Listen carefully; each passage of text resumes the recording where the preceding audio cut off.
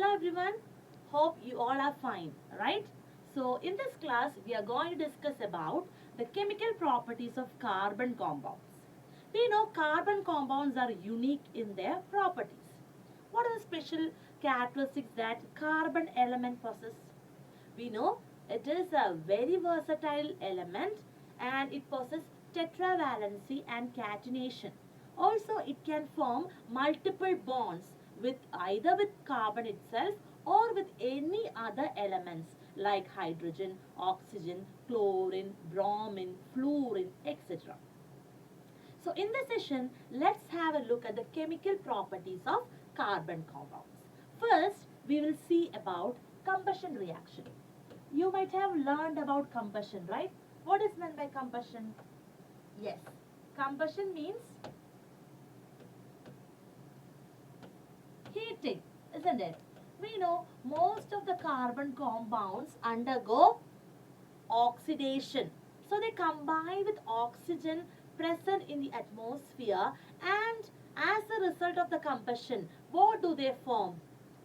They form carbon dioxide, and also tremendous amount of heat and light are also given out. Let's have a look at an example. What happens when methane is heated? When methane is heated, we know this single bonded carbon atoms will give you carbon dioxide, and also it can form water and some amount of heat as well as light is also given out. Similarly, when simply carbon is heated, carbon dioxide and heat and light is formed. And when you consider most of the fuels that we use in our daily life, for example, biogas, LPG, or even the wood, the charcoal, they also burn, and as a result of the oxidation or combustion, they will give out carbon dioxide. Some cases will give water and heat and light. When you take the case of saturated hydrocarbons, they produce blue flame because they are clean.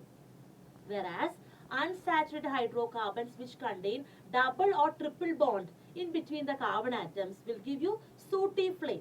Why is it so? It's because they are forming yellow sooty flame. And in your home, if you are using kerosene stove, you might have seen the utensils getting blackened coating, right? It's because the inlets of the stove are blocked, and this unsaturated hydrocarbons will give you a sooty flame. So once we clean it, it will again give you blue flame. As a result of that, the utensils will be free of the black coating. I hope this is clear. Coming to the second chemical property of the carbon compounds, that is, first one we have learned about combustion. Coming to the second one, that is oxidation. Oxidation. In oxidation, alcohols are directly converted into acids. It's not easy to convert an alcohol into acid directly, right? So what you have to do? You need some catalyst. Either you can use acidified potassium permanganate or alkaline KMnO4. Acidified potassium permanganate or alkaline K2Cr2O7, potassium dichromate. Okay, children? So once you take alcohol, automatically as a result of this catalyst, they get converted into corresponding acid. Okay, so for example, when you take the case of methanol, addition of acidified KMnO4 or alkaline KMnO4 or acidified potassium dichromate will give you the corresponding methanoic acid. Clear? Moving to the third chemical property, these carbon compounds can undergo addition reaction. Addition reaction.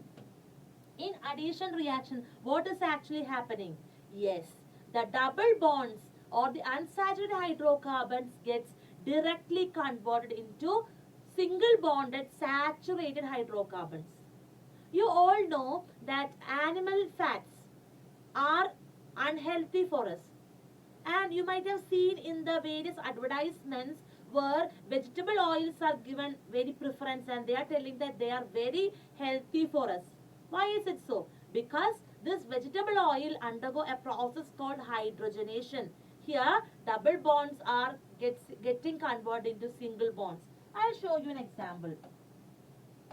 Here you have double bonded carbon with two hydrogen atoms attached. Okay, so once nickel or palladium catalyst is introduced, as a result of this, two hydrogen will be added into it, and this compound will become a single bonded one.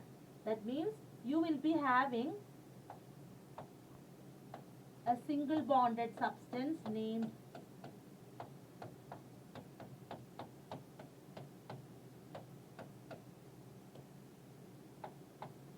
like this. So here unsaturated hydrocarbon becomes saturated hydrocarbon. Clear? This is meant by addition reaction. Coming to the last chemical property, that is a reaction named substitution reaction. Take the case of methane. We know usually saturated hydrocarbon, they are inert, so they does not undergo any reaction. But in the presence of sunlight, what happens? These methane can undergo substitution reaction, in which one of the hydrogen will be separated or substituted by hydrogen. Okay, I'll show you an example here. CH4, when added with sunlight, when sunlight is added, the presence of sunlight, and when chlorine is introduced, what will happen is that it will become CH3Cl. Again, when this process continues, we will get CH2Cl2. Again, when the process continues, we will get CHCl3. At last, you will get CCl4. Here, CHCl3 means chloroform, isn't it?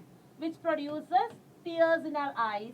CCl4 means carbon tetrachloride. Carbon tetrachloride. Okay, children? So these are the four main chemical properties of carbon compounds. Can you say them? What are they? Yes, first one is combustion, then oxidation, addition, and final one is substitution reaction. So my dear students, I hope you got a clear idea regarding these chemical properties. This is a very important session, usually repeated for your CBSE board exam. So please learn these concepts well and be a very good master over organic chemistry. Thank you for watching. Thank you.